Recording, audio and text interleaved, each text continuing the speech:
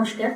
সংস্কৃতি বার্তার পক্ষ থেকে আজ আমরা চলে এসেছি বোলপুর স্কুল বাগানে এবং আমরা আমাদের মধ্যে পেয়ে গেছি সানন্দা রায়, তার বাবা এবং তার মাকে। সানন্দা রায় এবছর নবনানন্দা শান্তিনিকেতন থেকে উচ্চ মাধ্যমিকে সারা রাজ্যে পঞ্চম স্থান অধিকার করেছে এবং মেয়েদের মধ্যে সে দ্বিতীয় স্থানে। তার প্রাপ্ত নম্বর 492।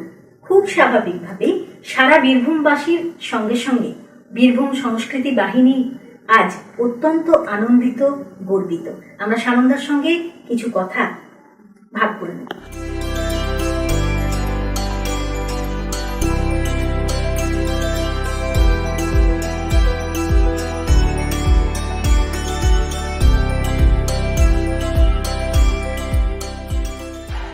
সানন্দা, প্রথমে তোমার কাছে জানবো যে এত বড় সাফল্যের পর এই মুহূর্তে তোমার ঠিক কেমন লাগছে? এই মুহূর্তে আমি অত্যন্ত আনন্দিত।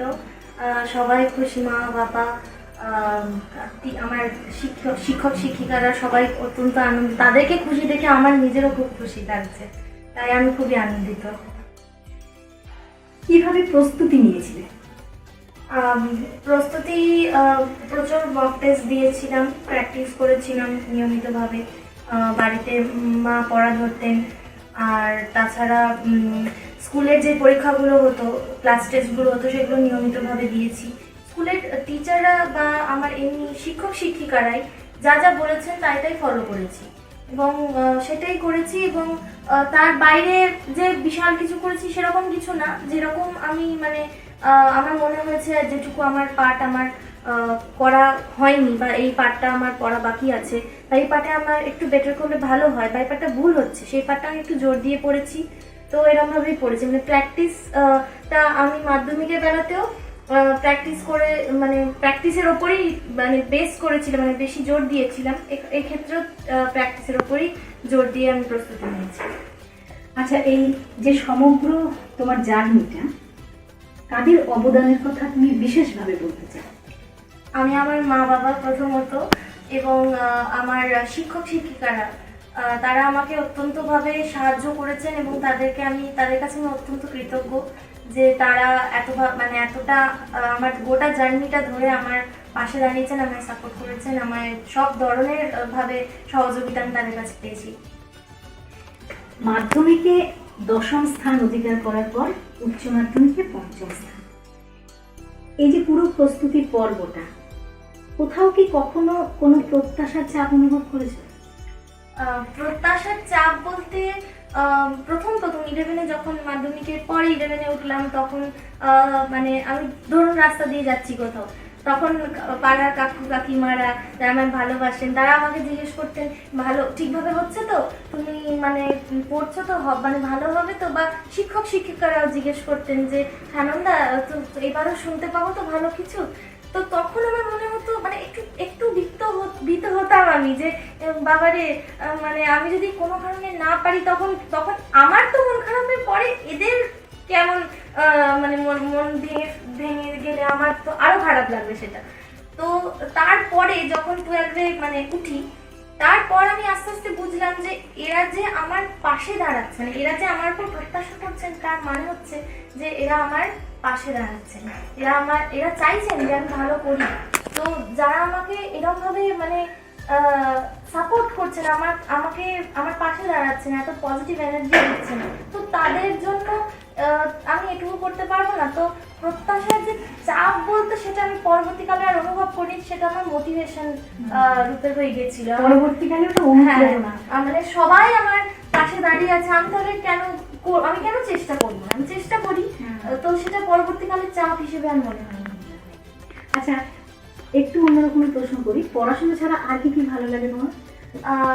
আমি ছোটবেলায় আবৃত্তি করতাম, নাচ করতাম, রবীন্দ্রনৃত্য, ভারতনাট্যমও নাচ করতাম, তাছাড়া ছবি আঁকতাম। তো সব ধরনেরই চর্চা ছিল, কিন্তু 9, 10, 11, 12 4টে বছর সত্যি বলতে কি আমার কোনো সেরকমভাবে আমি চালিয়ে যেতে পারিনি, পড়াশোনার সাথে বন্ধ করতে হয়েছে। অবসর সময় সিনেমা দেখতে খুব ভালো লাগে, বই পড়তে ভালো লাগে, গান শুনতে ভালো লাগে। ভবিষ্যতের কথাই আসি একটু এবারে। ভবিষ্যতে কি নিয়ে এগোনোর ইচ্ছে আছে? যেহেতু আমি কলা বিভাগে, পলিটিক্যাল সায়েন্স এবং মানে রাষ্ট্রবিজ্ঞান আর ইংরাজি আমার ফেভারিট সাবজেক্ট। এই দুটির মধ্যে কোনো একটি বিষয় আমি অনার্স করতে চাই। আমার পছন্দের মানে আমি যে কলেজটা চান্স পাই, ভালো কলেজে চান্স পেতে চাই। তারপরে পরবর্তীকালে বিভিন্ন প্রতিযোগিতামূলক পরীক্ষায় বসতে চাই। তারপর আমি সেই মুহূর্তে গিয়ে আমি তখন ডিসাইড করব যে কোন দিকে আমার এগোনোটা আমার পক্ষে সম্ভব। একটু গভীর, একটু বড় ধাঁচের একটা প্রশ্ন তোমার কাছে খুব রাখতে ইচ্ছে করছে। ভবিষ্যতে তুমি আমাদের দেশকে ঠিক কিরকম দেখতে চাও, মানে ভারতবর্ষের ছবিটা ঠিক কিরকম তোমার মনে?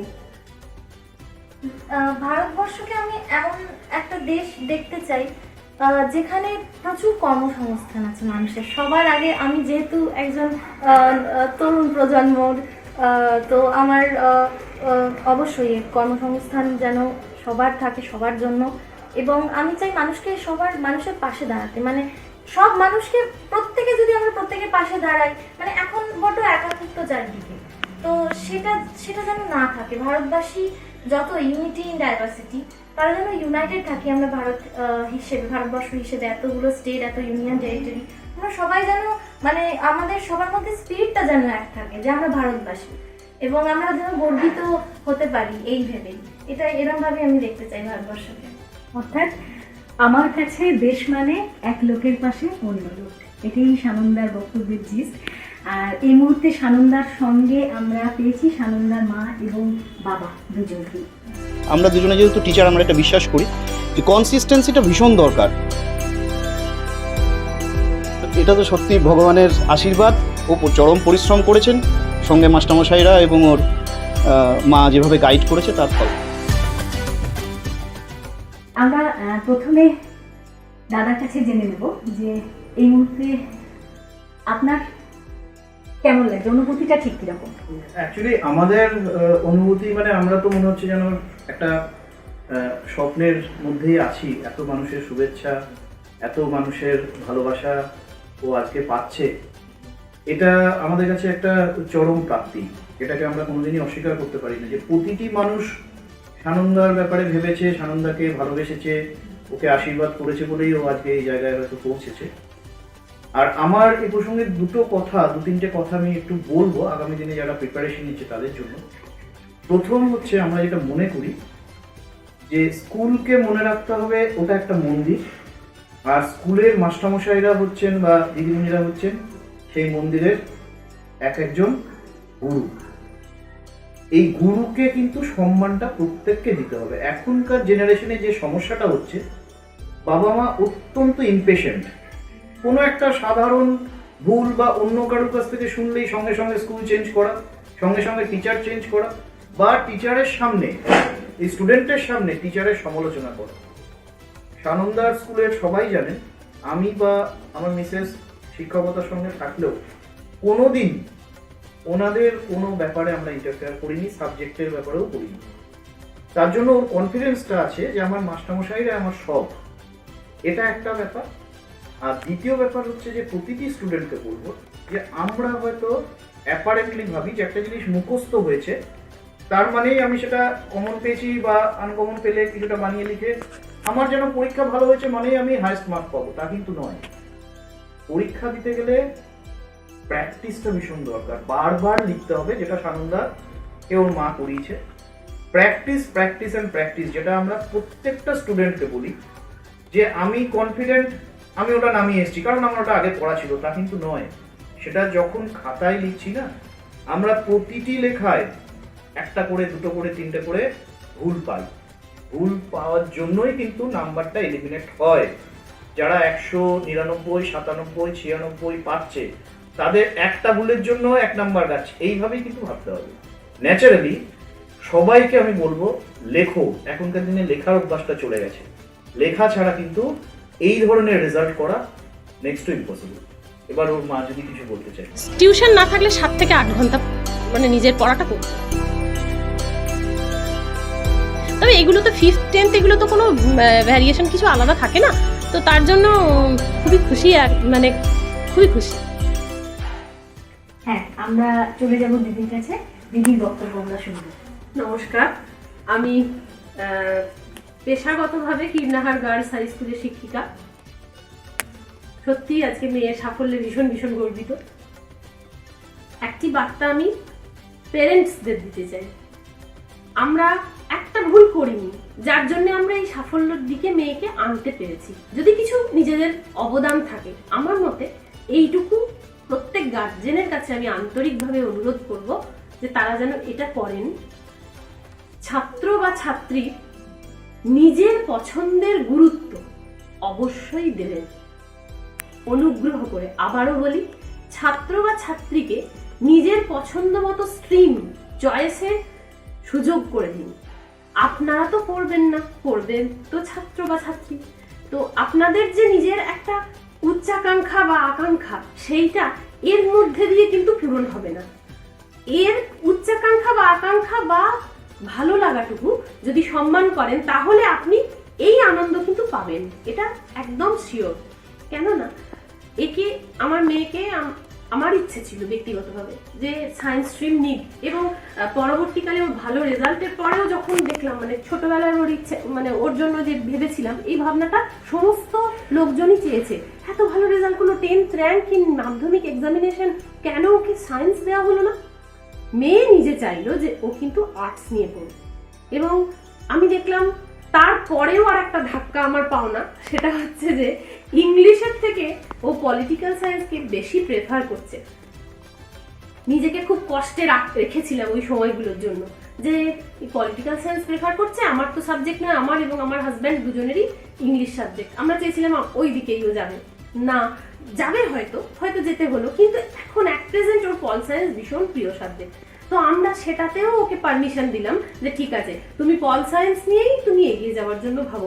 এই যে নিজেদের এই স্যাক্রিফাইসই বলি, হয়তো বাবা মারা তো এরমভাবেই ভাবেন, আমি একজন বাবা মানে মা হিসেবে সেটা বলবো যে এই স্যাক্রিফাইসটুকু আপনার সন্তানদের জন্য করুন, আর কিছু না। সবাই ভালো থাকুন, সুস্থ থাকুন, আর হেলদি একটা পরিবেশে বাচ্চাকে রাখুন। নমস্কার। মানে আমার কিউরিওসিটিটা আর্টসেই বেশি ছিল, তো সেজন্য আমি আর্টসই নিয়েছি। অধ্যাপিকা হওয়ার আমার খুব ইচ্ছে। অধ্যাপিকা বা শিক্ষকতার যে লাইনটা, সেটা আমার খুব ভালো লাগে। এডুকেশন লাইনতেই থাকার আমার ইচ্ছে। এই আলাপচারিতার একেবারে শেষ প্রান্তে এসে আমরা সানন্দার কাছে আবারও যাব, তার বার্তা ভবিষ্যৎ প্রজন্মের জন্য আমরা শুনে নেব। আমি একটাই কথা বলতে চাই যে যারা, মানে আমি নিজেও আমার জার্নিতে অনেক ধরনের, মানে কি বলবো, আন্ডার কনফিডেন্ট ছিলাম, বা কোথাও ভুল করলে আমার তখন মনে হতো যে আমি কি করে, আমার তাহলে কি হবে, বা আমার একটু ভয় লাগতো কখনো কখনো। তো আমি সবাইকে বলবো যে তোমরা যেটা করছো, যেটা মন দিয়ে করতে চাও, সেটা করে যাও। মানে হয়তো অবস্ট্যাকল আসবে, হয়তো তুমি নিজের ফিল্ডে তোমার অনেক ধরনের মানে কি মনে হবে যে আমি পারছি না, আমি পিছিয়ে পড়লাম, কিন্তু তাহলেও তুমি যেটা করছো সেটা চালিয়ে যাও। একটু আন্ডার কনফিডেন্ট মানে না হওয়ার চেষ্টা করো, পজিটিভ এনার্জি কালেক্ট করো, মন ভালো রাখার চেষ্টা করো, নিজের উপর বিশ্বাস রাখো, সেটাকুই আমি বলতে চাই। সানন্দাকে অনেক অনেক অভিনন্দন এবং তার আগামীর প্রতি অনেক শুভেচ্ছা সংস্কৃতি বার্তার পক্ষ থেকে। ধন্যবাদ। শুনলাম সানন্দার কথা। আমাদের সানন্দারা এইভাবেই সানন্দে জীবনের সব প্রতিকূলতাকে অতিক্রম করে এগিয়ে চলুক এই দেশের, এই জাতির স্বপ্ন পূরণের লক্ষ্যে। আগামী পর্বে আরও একজন কৃতি ছাত্রের কথা আমরা শুনে নেব। সে সৌম্যজিৎ নন্দী।